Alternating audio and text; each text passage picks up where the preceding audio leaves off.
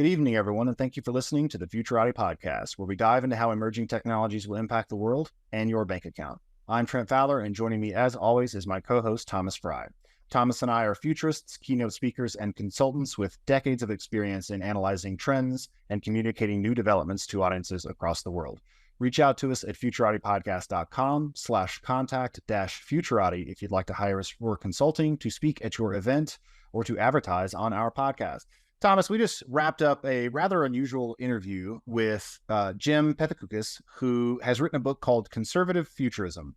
And so, as you can imagine, a lot of the interview revolved around whether or not that even makes sense. What does futurism have to offer conservatives and vice versa? So, what did you come away from the interview with? Was there anything that really leapt out at you as being especially insightful?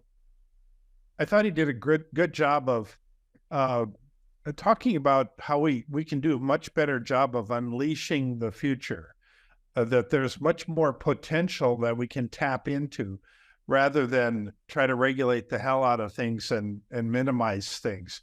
That if we just let people be people, that we can actually have a much better future in store for all of us. And that includes an economic future, it includes an opportunity future, energy, food, healthcare. All of these things get better if we allow the best to come through, and that comes through technology. Yeah, we spent a lot of time on a theme that's come up a number of times in the podcast, and that's where the optimism for the future has gone. Because if you look at literature from the turn of the century or the 1920s, it just seemed like people had this baseline belief that the future was going to be amazing, the human beings were going to act to bring it about, and that it was all going to be a journey very much worth making. And somewhere along the way, nobody's really sure exactly where, but the 60s, 70s, 80s, we began to lose that spirit, that belief that there was something better for us in tomorrow and that it was worth working towards and worth achieving. And so we spent a lot of time on that, and hopefully interviews like this will be one entry in the addition of optimistic visions for the future, optimistic ideas about what we can work towards and what we can achieve. Yeah, it seemed like when the news media figured out if it bleeds, it leads, and if we put a lot of negative headlines on, we sell more newspapers, we sell more advertising. When they figured that out, then things started going downhill. And so I think we're at a definite turning point right now. I believe that I think people are tired of all the negative stuff. We're looking for something much better. And I think he touched on it and did it in a nice way. Absolutely. And speaking of much better, here is our interview with Jim Pethokoukis.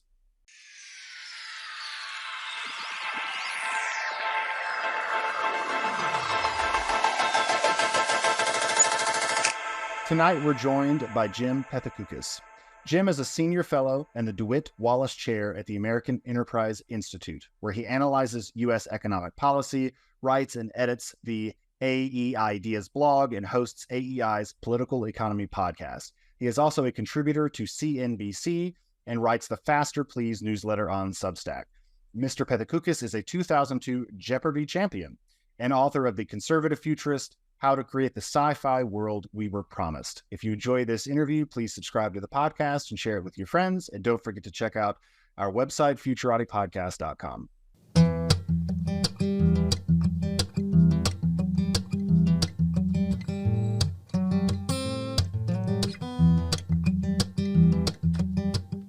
Jim, thanks so much for coming on the show. Thanks so much for having me on. It's great. Let's hear a little bit about your background, your interests, and what brought you to working on the problems that you're working on today. Well, my background, I work at a think tank, but my background is really journalism, not academia. And, so for a number of years, I worked at Investors Business Daily, U.S. News and World Report, the Breaking Views, which is the commentary wing for Reuters, before I landed at the American Enterprise Institute. But my whole life, I've really been interested in, I think since a kid, in like the future. And my sort of adult interest has really been on economic growth, and tech progress and sort of public policy and how to create more of them. And it really, to me, connects well with sort of my childhood interest and what tomorrow might bring, because I view those two things as being instrumental, economic growth and tech progress, as creating the kind of future that we might want to live in and solve big problems here today. So when I was a kid growing up, I'd see the cover of Popular Science magazine. I'd see all the stuff coming out of Bell Labs, the stuff that was at the World's Fair. And I absolutely couldn't wait for the future to happen. Since that time, we've had all these reports about all this doom and gloom. And if you ask the average person on the street, what do they think about the future? They're going to tell you about we're overpopulating the world, that we've got climate change problems, that sustainability problems, and death and disease and everything. And it's really created a very dismal view of the future. I've always wanted to kind of make it my goal to make the future fun again. Is that something you would subscribe to as well? Yeah, I pretty much my entire life has been spent in a period that the economists might call the Great Stagnation, the long stagnation. In my book, Conservative Futurist, I call it the Great Downshift, a period where there certainly has been economic progress, technological progress. I'd rather live today than in 1975, but it's nothing like what I imagined. For me, the magazine I used to get at the house was Omni magazine. Oh yeah, and I think as a kid there may have been things in there that weren't even appropriate, but my mother never really looked.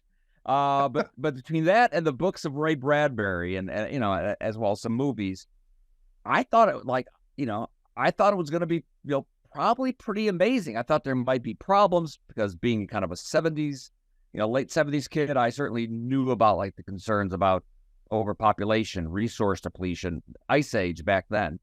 But I also kind of felt like we would solve those problems. And certainly by the turn of the century, meaning the year 2000, we would be on the launch pad toward a Star Trek future, no problem. And it was gonna be, maybe I didn't know exactly what it was gonna look like, but it was gonna be cool. And you're right, it was gonna be fun. Right.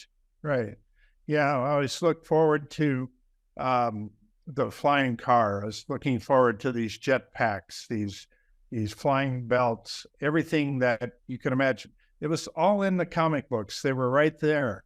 And I was hoping that they would be on the back cover so I could just order one, but they never quite made it there. X-ray glasses. Oh yeah. But then I thought that, okay, then maybe by the time I was an adult, I realized things weren't moving quite as quickly.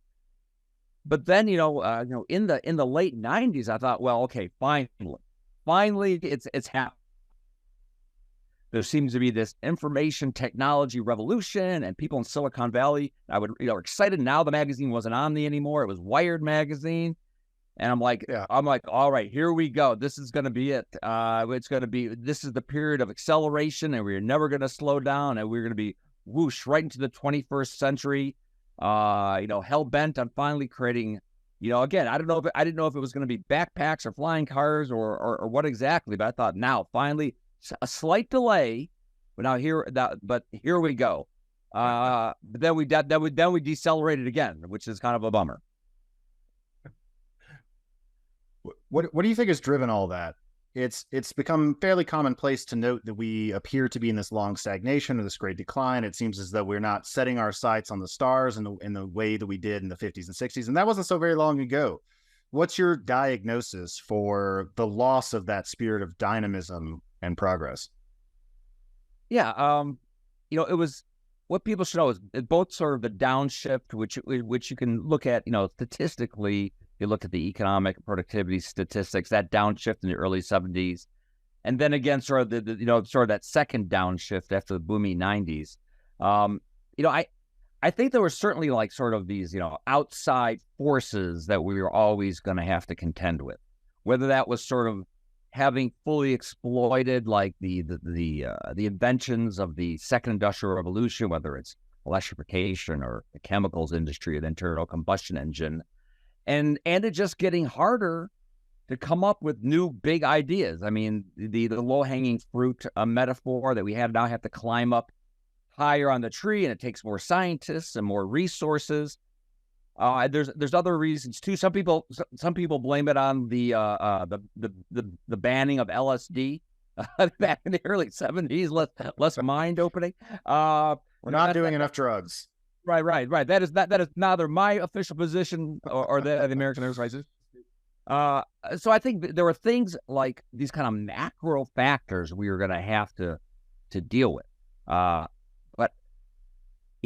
I don't think it was just that. I think our decisions mattered, and I think how we responded to that slowdown, even though it was very surprising, and it took a while to figure out that it just wasn't like the oil shocks or the normal ups and downs, that our decisions mattered, how we, our public policy mattered, how we responded to that slowdown, which I think two of the biggest things have to be, one, we began to regulate as if our regulations had no impact on economic growth and innovation. There was an assumption that technological progress was such a powerful force that it would just kind of keep going. Now, some people didn't want that to happen, but I think generally there's a feeling that there was such momentum that, I think it was Nixon said, perhaps apocryphally, it would take a genius to screw up the American economy.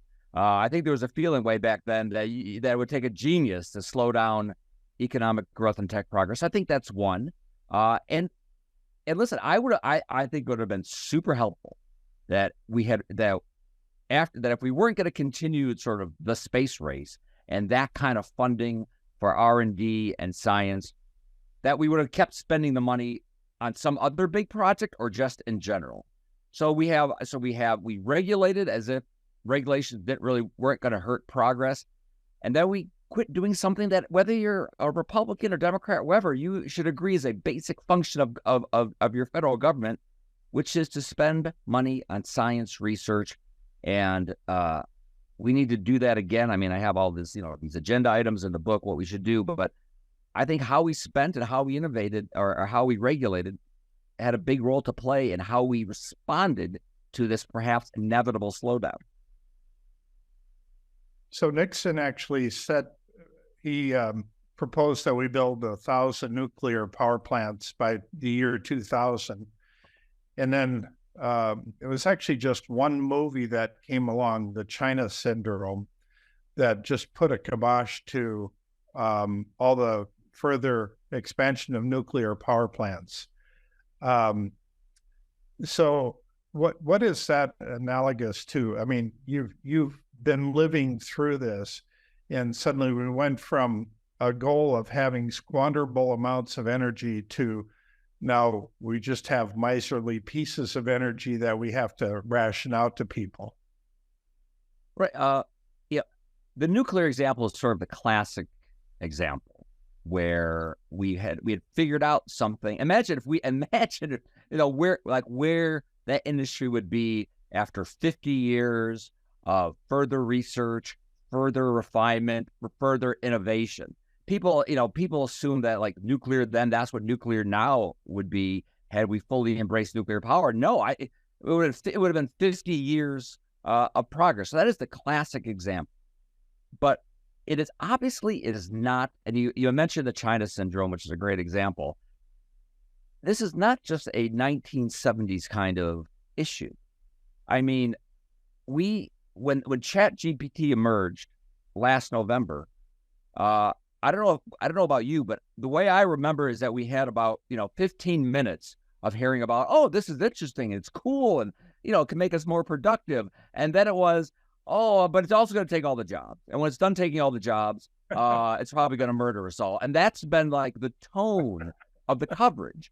And in every story, the cultural touchstone has been often the Terminator, because if you're a reporter, and my background's journalism, if you're trying to come up with a pop culture reference about AI or robots, what else do you have? I mean, what is the first thing that's going to come to mind? And it's going to be the Terminator. And that to me shows sort of the power of the kind of culture that we've been soaking and marinating in for the past half century, which is one that tech progress will not be progress as we have known it. It will actually make life worse. If we keep doing nuclear, eventually they're all going to explode and radiate the world. If we keep doing AI, eventually it will come back and make our life worse. And, I know we can find examples of movies which don't take that, but they are far and few between. And the thrust of our culture has been that negativity. When I wonder, why? Boy, if we had all these big dreams, at different periods, right after the World War II and right before the turn of the 20th century to the 21st century, why didn't we try harder to bring those dreams back? And I think the cultural support foundation had utterly eroded. I mean, it's not like government didn't try to do things, but the kind of public outcry, hey, where is our flying car? Where are our nuclear reactors? Where are our space colonies? It just wasn't there. I think we lost sort of the cultural superstructure to really make that happen. Hello, this is Trent Fowler, co-host of the Futurati podcast. One of the most common pieces of marketing advice I've come across is to know your audience and give them what they want.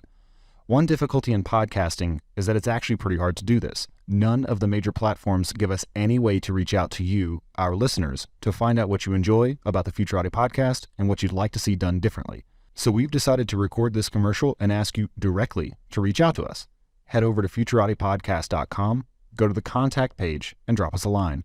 Tell us about your favorite and least favorite episodes, what you'd like to see us cover in the future, and anything else you want us to know. We produce this show for you, and we want your advice so we can make it even better. Thank you.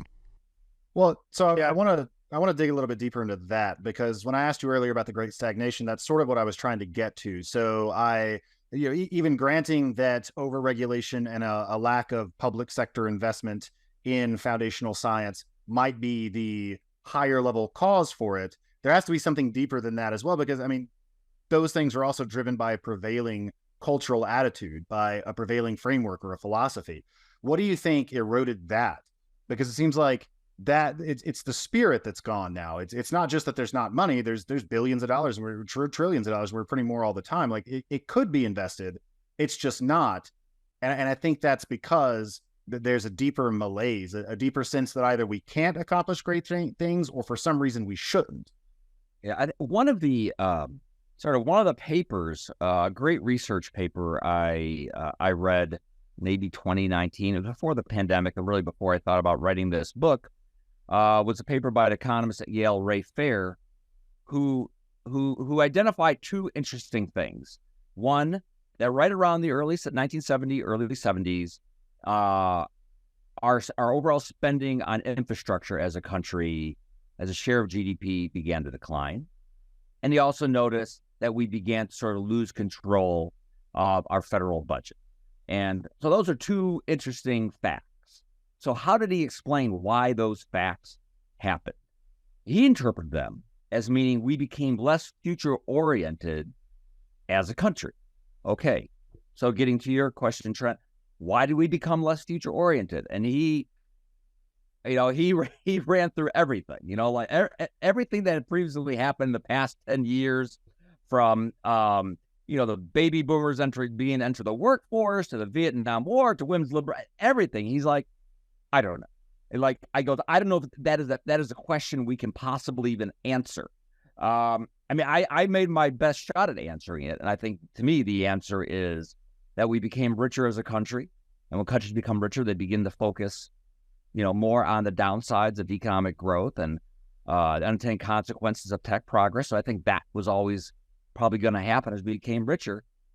But then there are a bunch of other things. I think the combination of us learning more about the harmful effects of radiation as we learn more about Hiroshima, that we had books which took sort of these downsides of growth and really made them into popular causes that really made it something everyone heard about. Books like Silent Spring. And I think the Vietnam War actually played a huge role leading up to that period, where these concerns about what was government, industry, what were they putting in our water, what was really going to happen with these nuclear reactors, and we were going to pollute the world. And then they saw Vietnam seemed to confirm all that, that we were, Agent Orange and napalm, and that was really no different than what we were putting into the rivers. And I think it all just congealed into an environmental movement that I think we're always going to have an environmental movement, but I think those factors created one which tend to focus on, technology is not something we can use to solve these problems. Technology is the problem. Progress is the problem. Economic growth is the problem. Consumption, techno-capitalism, if you want to call that. And they recommended retreat from all those things. And again, then you saw that really reflected in Hollywood film, including the China Syndrome and, Soylent Green, and up to this day, we're Hollywood films, which I think that's important. Our popular culture is important, and that ethos remains. Yeah, so we've learned that fear sells, and virtually every science fiction movie that was created ended up getting put in the horror section because technology was the bad guy. But I like what Richard Feynman said. He said, I would rather have questions that can't be answered than answers that can't be questioned. And we suddenly got to the point where we couldn't ask questions anymore. You couldn't question the authority of any of these people. And I think that's where everything got out of control. Recently, Mark Andreessen took this to task, and he wrote the Techno-Optimism Manifesto, and it's quite a detailed, elaborate manifesto coming down on the other side of that. It's a voice that we haven't heard much in the past, 30, 40 years. Do you have some comments on that? Yeah, it used to be that you had, I think, a general, that people thought we could solve problems. Coming out of World War II, eventually we figured out we could solve problems. Then we had sort of this negativity, and you had sort of the futurists of the 1960s. They absorbed all the negativity too, and so then you had Hollywood absorb their negativity. So who was going to present like an optimistic vision of the future? It wasn't going to be people who called themselves futurists for the most part. I don't think it wasn't going to be Hollywood. So it ended up being nobody. But I think now we have those people. I think a lot of those people are in Silicon Valley, and you may not like the vision they're positing, but I think the notion that we can use technology to solve problems, and many of our biggest problems that are today result from not advancing technology. Would we have these debates about climate change if we had coast-to-coast nuclear fission, small nuclear fission, nuclear fusion reactors? No, we'd still have, trust me, political debates, but may they be political debates coming from abundance, not sort of an artificial scarcity. So having somebody like Mark Andreessen, who is a cultural figure, someone who's on Time magazine back in the 80s, who's a cultural figure, as well as a technological and a financial figure, and having more of these kinds of people saying, yes, we can do better. And every day we see companies, entrepreneurs trying to solve these problems. It isn't science fiction. It's what's actually happening. And you may not have heard about it. And gee, how many of the average people on the street have heard about all the nuclear fusion startups? They utterly unaware. Well, people in Silicon Valley are aware. So I think anyone who can sort of spread that message and begin to push back on really the uniform negativity that, listen, I was on a podcast, and a producer was about in her mid-20s, and I was talking about we can solve problems. Economic growth can benefit all this stuff. And after the podcast, she said, everything you just said, I've been told just the opposite. All my friends believe just the opposite. The world's going to be worse. It's going to be poorer. It's going to be hotter. It's going to be run by an oligarchy who will probably leave the earth and live in a space station while we suffer on the earth. You're saying something completely different. And I said, yes, I am saying something completely different. You are 100% correct. If you were going to give the most succinct possible pitch to maybe a 14-year-old who's trying to work out what they want to do in life and whether, achievement is even possible and whether it's worth going after big goals, what would that look like? Well, I have 7 kids. So I've had many conversations with 14-year-olds, in my life. And what I've always told them is, they say follow your passion. Well, I've sort of never told my kids that. But I said, use your abilities to create something valuable that the world sees as valuable. And if you do that, if you create something valuable, and I don't know what that thing is, then the world will probably be incrementally better off. And if you can go beyond incrementally, great. But that's how you should look at it. And everyone making the world incrementally better off and not assuming that the status quo is as good as it's going to get and will probably be worse. Yeah. So I think that is one way to create a really better future, and they should be optimistic about it. So I mean that's the message I've given them. And listen, Elon Musk has become kind of this controversial figure because of Twitter, and I have no interest in Twitter Musk. Generally, I have a lot of interest in SpaceX Musk and Tesla Musk. Well, I heard Elon say in person that if you want to do something great with your life, there's no better place to do it than the United States of America. And that is the message I've also given my kids, whether they're 14 or 24, that if you want to do something great, and I'll let you define it, what that great thing is, this is the place to do it, and you can do it. Fantastic. So now that we're 22 minutes in, let's actually turn to the book that you've just written. It's called Great.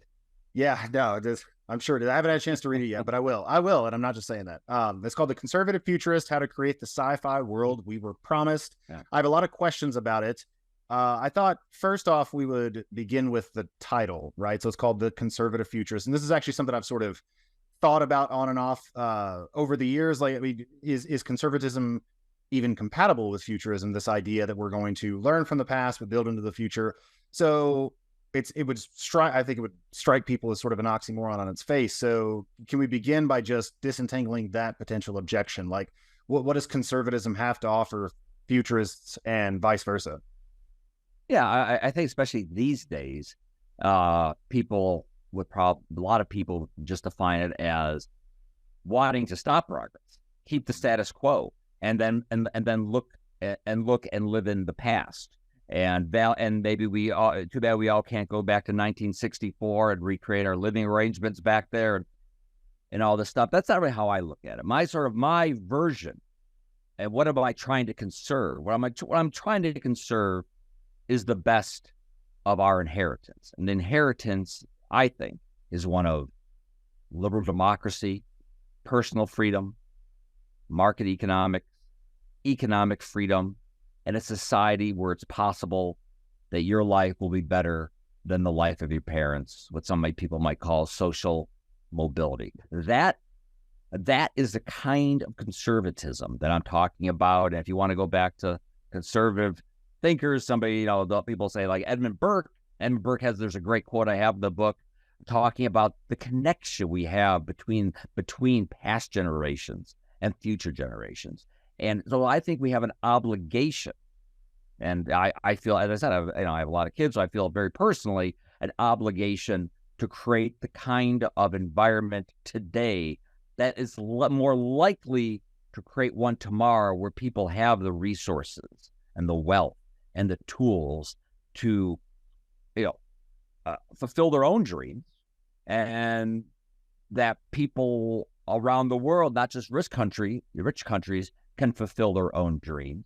Because that, my kids, the kids know I'm involved with economics. So what does that even mean? I'm like, well, I'll simplify it for you. This is what an economy does. All right. You talk about capital, labor. An economy is this mechanism which turns dreams into reality. It turns with the thoughts in your brain that in the real world, it will rearrange atoms and matter. So those dreams become something real. Maybe that something real is a computer chip. Maybe it's a Tesla. I don't know what your dream is. But those, a really great physicist, economist in my book, Cesar Hidalgo, calls crystals of imagination. So that's what that economy does. And if you have a really high functioning economy, those crystals of imagination are pretty spectacular. If you have a less well functioning economy, they're much simpler. So so my conservatism is sort of enabling that process of trying to create that better future that I think we owe and build upon that foundation for future generations. So not everybody would define conservatism like that, but I think that essentially is American conservatism at least up until about 2015. So is conservative the wrong word? I mean, is there a better word to use? It seems conservative seems backward looking rather than forward looking. So is there a better word? I've been wrestling with that concept myself, so I'm curious. Well, I like maybe it's the conservative. It's the other kind of conservative in me. I like the old words. I don't want to change the words. I have the same conversation about capitalism. I've had this. What do we want to do? Let's change that word. Is it that really defined? Does that really say what we're trying? Maybe one of my favorite and favorite economists and a friend, Deirdre McCloskey. She hates that word, and she calls it. Maybe we should call it innovism, or trade-tested progress, or something like that. I agree that word, makes people think of the past. Hopefully, maybe my somewhat reimagining it will change that. But I like the superficially the oxymoronic aspect to it as the name of the book. Though I'll be honest with you, in the book, I don't talk much about left wing or right wing. I talk about upwing. Whether you're on the left or right, if you think we can solve problems and technology is part of the answer, and we have the wisdom and agency to create a better world, then whether you call yourself Democrat, Republican, whatever, I think you're an upwing person as opposed to a downwing person who thinks, the best is not yet to come. It's only going to get worse, and if we try, we'll make it even worse still. Yeah, in the late 1990s, a lot of people started calling themselves futurists, and then as soon as the first internet bubble burst in 2000, then everybody started looking down on futurists. They were saying the wrong thing, so that became kind of a bad name, a bad title. So people quickly changed their title to change agent, which is horrible. Which nobody knows what a change agent is. And so I just kept the name futurist the whole time. But there's been a lot of experimenting with the titles and terms like this in the past. So you're probably right to stick with what works and what people understand.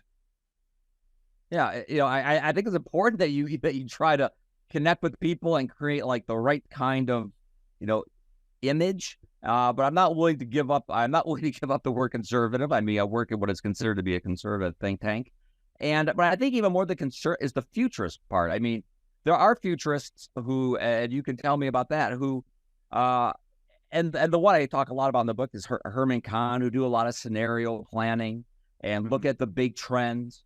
And I guess there's some of that in the book. But what my own skill set is, like, I can't tell you which of the which large language model is going to be the best one in 5 years. And I have some of that in the book where I try to give you hints of that. But what I care about is making sure we have an environment where whoever wants to create or improve these large language models can do it and be rewarded and have the incentives to make them even better or create some other technology. So I think if we get like that right, if we get like the environment and the ecology for growth and innovation right, and we don't suffer terrible bad luck, that will probably be okay. So a lot of the book really focuses on that. Though I try to give somewhat of a hint of what tomorrow is, but I don't know. Like, I don't know exactly what the ideal tomorrow is. I don't think we should have a department of the future, a bunch of people, with a bunch,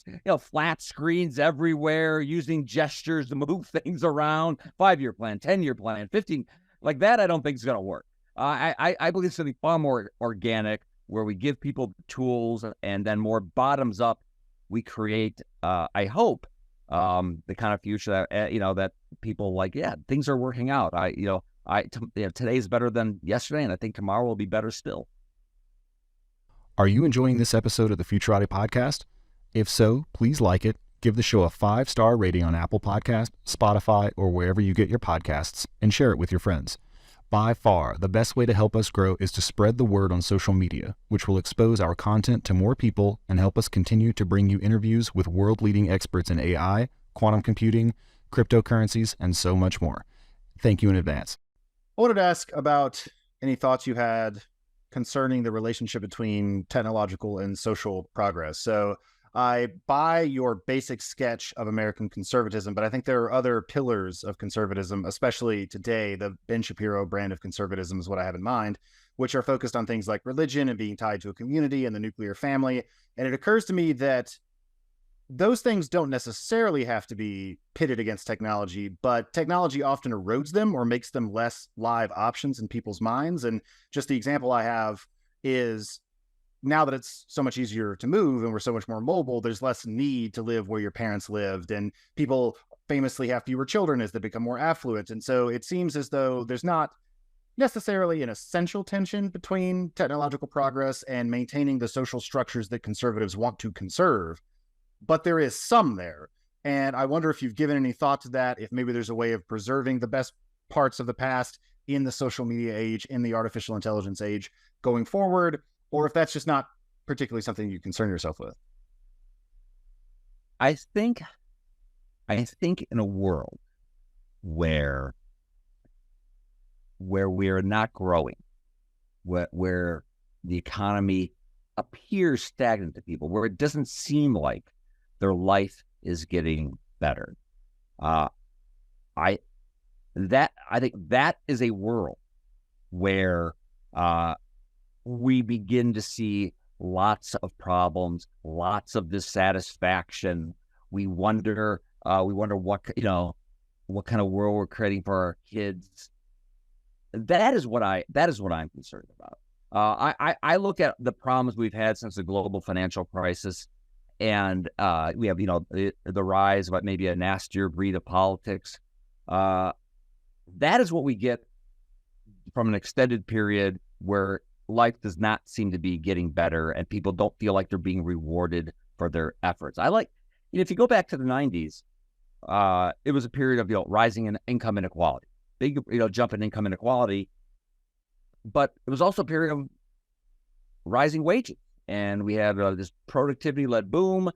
It was really a all boats are rising period, and people didn't care so much about the inequality of it.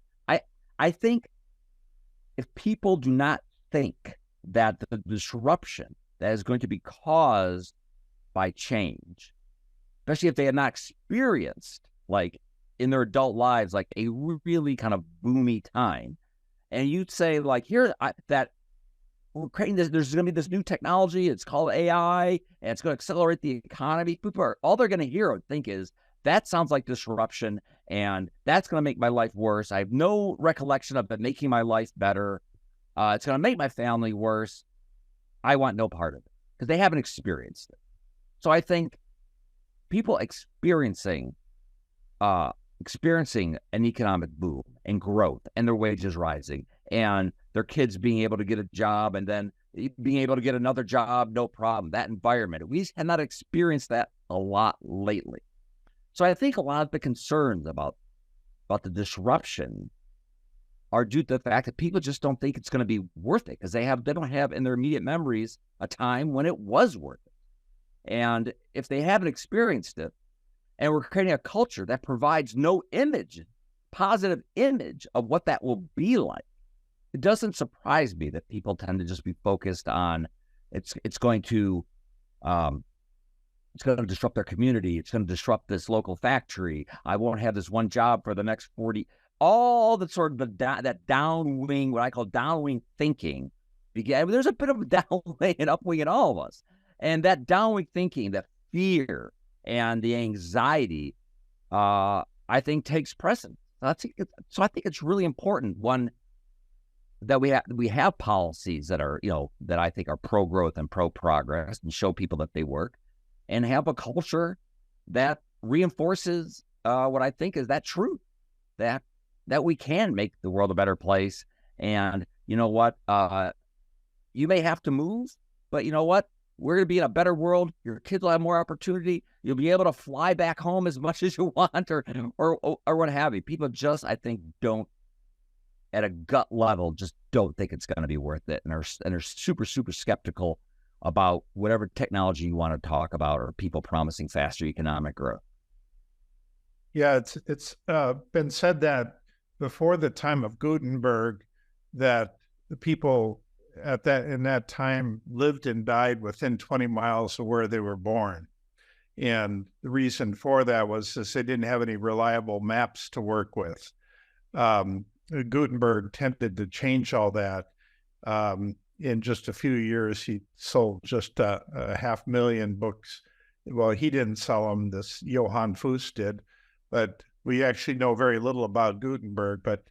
But you ratchet that level of awareness forward, and the big thing that we have with the internet today is such a heightened level of awareness about things happening literally all over the world, that we can know things that happened 10 minutes ago in Mexico City, or in Argentina, or Australia, or even in Mumbai, India.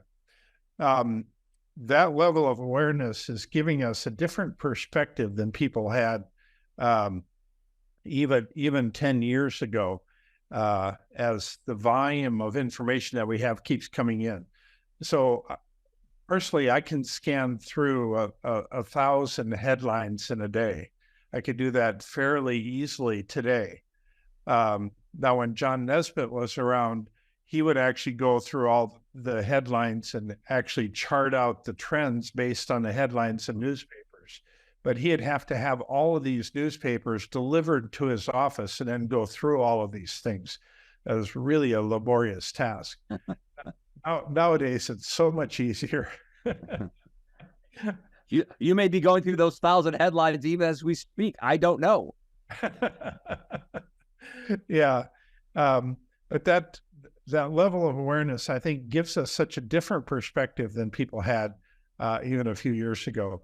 So how do you think awareness factors into all of this changing environment that we're moving into? Well, certainly some people have pointed out the fact that we don't move as much as we used to, and that's a sign, sort of a societal complacency. Certainly one way you could explain that is, we have a much better view of what that place will be like. That not only do we have a lot more information, but you can look at apartments, and you can look at the neighborhoods around those apartments, and you get a good sense of what it might be like to live in those places. I hope that the awareness does not, and I sometimes I fear, this is my fear, that awareness makes people fearful of the future. That the tendency, and I think the tendency of our media, and it's very natural to focus on the negative. There's a greater awareness of the negative. When they say parents are helicopter parents, they don't let their kids ride around on bikes, all around the neighborhood. Well, if you can just pick up a page and hear about a murder here, a kid kidnapped here, it seems like it's happening all around you. Well, no, it's just that now those are easily covered, and you can have video and interviews with the parents, and it seems like it's happening everywhere you look, and it's not happening everywhere you look. So that, I worry, reinforces sort of our natural inclination, and you have behavioral psychologists and behavioral economists identify all these, as all these sort of cognitive biases we have toward valuing, or we feel losses more than we feel gains, and a bias towards status quo thinking, and anchoring in the past, that awareness reinforces sort of that status quo thinking. So I do worry about that. And then if you have a culture which is presenting you further images, maybe fanciful images of everything that can go wrong and will go wrong, that reinforces it. And if you look around your life and you're like, maybe life's a little bit better than it was 10 years, 20 years ago, but I don't think it's really getting better very quickly. And I can easily see how it could get worse. I think that is just a doom loop of bad stories, bad policy, bad results, and maybe a heightened awareness of all the above. Yeah, but we can't have awareness. So I'm guessing you've probably thought about it more deeply than I have. Yeah, we can't have awareness of the good things happening around the world too. I think not. Unfortunately, they the headlines of the news headlines are plane land safely. The old joke. It's plane crashes.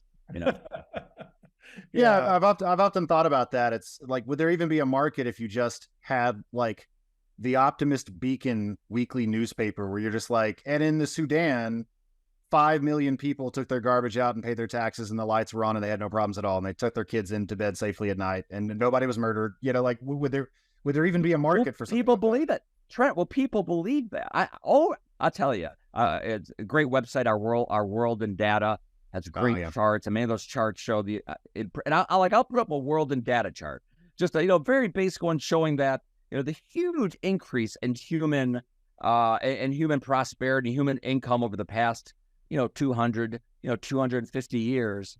And I'm like, hey, you looking for some good news? Here's some good news. And people are like, well, no, you're not adjusting for inflation, right? Does that include like they don't want to hear it? I think you have a lot of people so invested in catastrophe that they don't even want to. They're like, oh, it's probably even better to live back in the 1600s. You didn't have to worry about. So I worry how deep the rot is that even when presented with very clear, to me, like obvious good news, that many people are sort of reluctant to accept it. And I hope my book can make people somewhat more willing, and my newsletter called Faster Please will make people somewhat more willing. And as I tell my kids, maybe make things incrementally better. If I could do that, then I've had a success. Well, you've taken the most important step, appearing on the Futurati podcast. So it's all uphill from here. Giant leap. That's a leap. That is a huge leap forward. Faster, please, indeed. I wanted to ask you what makes you hopeful. So you've beat this drum of progress throughout the interview. I wonder if there are any areas you've looked into that seem just an especially bright ray of hope. Whether that's nuclear power or crypto or whatever, what really just quickens your pulse and makes you think there's hope after all? I think a lot of people have books coming out this time. We probably started writing them, in the summer of 2020, a little extra time on our hands, not commuting. And since I started writing that book, I was already, I thought there was sort of enough out there. I think in the world of technology that I was kind of hoping that we might be heading toward a period where you'd really get an important cluster of innovations, some of which would, kind of feed off each other. And then it all kind of started happening, where there was good news about CRISPR. And then the worst of the pandemic, there was good news about vaccine technology. And then the good news about machine learning became good news about generative AI and SpaceX, and good news about, maybe advances in nuclear. And so all those started coming together, and certainly AI as a general purpose technology could help sort of all of the above. So the fact that we have this cluster of innovations makes me enthusiastic. But then, what about the sort of tailwind that will help that process along? I think that sort of this nuclear renaissance that we're seeing across Europe, even in the United States, where you have an administration which seems to at least be neutral, if not pro-nuclear. I think we've learned a lesson here about what happens when you don't have access to energy my gosh, if Japan can reopen a reactor after just 10 years after Fukushima, I think there's hope for us all. And I think, it's kind of, nuclear is a bit of a gateway drug that if we can actually have a nuclear renaissance, people are going to look around and say, why didn't we have it 50 years ago? Like, why didn't we do that? And why are we still worrying about, climate change? And the same people who said we shouldn't have nuclear are now saying we can't have AI because it uses too much energy. Whoa, if that's the problem, lack of energy, like we know how to deal with that. So I think this nuclear renaissance is a big plus. I like them. I'm center right. I love that we have some of my friends on the center left are thinking very hard now about the way regulation has made it difficult to build in the real world. That's a great, I'll take my help. My friends like Ezra Klein and Derek Thompson of the Atlantic. If we can, create kind of this bipartisan upwing movement, that's great too. So I think there are some tailwinds that will help this progress and help the culture. With AI, we don't have to wait for Hollywood to figure it out. People are going to start creating their own movies and their own images of the future that will look highly sophisticated. And there's a lot of, young technologists out there beginning to do that. And I think that matters too, being able to create those images ourselves. It'd be great if Hollywood did it more, but until they do, we can do it. Do you need a dynamic and knowledgeable speaker for an event? Thomas Fry and me, Trent Fowler, are both seasoned keynote speakers, able to converse on a wide array of topics to audiences of all sizes and skill levels. Go to the contact page at futuratiepodcast.com to book Thomas or myself today, and let us apply our years of experience in public speaking to make your event a smashing success. So in this age of the writers striking in Hollywood, I'd like you to make a prediction. What is the year when robot comedians become funnier than human comedians? I think, will we let ourselves laugh at the robot comedian, or will we have it? Or will we want human artisanal comedy? Free range comedy. I don't know. Yeah, that you can get the robot comedy for a low price. But if you really want the artisanal, deluxe, bespoke comedy, that's what a human provides. Okay, what year is that? I think listen. I think I'm a faster, please. I think the year 2030. When we look back at the year 2030 versus 2023, it's tough to make predictions, particularly about the future. But I think that we'll say, this was a moment, and things are changing, and it'll be palpable, and it'll be obvious that we are on a track. There you go. 2030? I don't know. Yeah, it was it's real interesting that we had all these series of predictions about 2020, and then 2020 came, and then we had COVID, and that all the predictions just got lost in the clutter. So now we have 2030 coming. We have a lot of good stuff that we're anticipating. So we'll look at the betting markets. Is there a contract on robot comedians? I don't know. I know there's a lot on fusion and Mars colonization and AGI. We'll have to set one up. Yeah, the AGI ones are very interesting. Are there any final thoughts that you want to leave the Futurati audience with? Yeah. In the book, the futurist, as a conservative futurist, is this guy, Herman Kahn, who went from nuclear war theorist to very sunny techno-capitalism can create a better future, and by the year 2000, we'll be a master of the solar system. And he said something, and when he died in 1983, Ronald Reagan called him a futurist who embraced the future, did not fear the future, so I don't fear the future. But he said, and this is probably a real conservative thing, he said, look, if we just make a few good decisions and don't have a bunch of terrible luck, we'll be okay. And I think that's still true. If we have a little bit of luck, we don't get a comet smashing into the earth before we figure out how to deflect them, and we can just make a few more good decisions, think a little bit harder about the impact of government policy on the ability to innovate and to do research, and just begin to move a little bit more in that direction. I really think, given what I hope is a cluster of important technologies, this could really be a turning point, inflection point decade. Well, fantastic. I like that message, and I really appreciate you taking the time to talk to us today.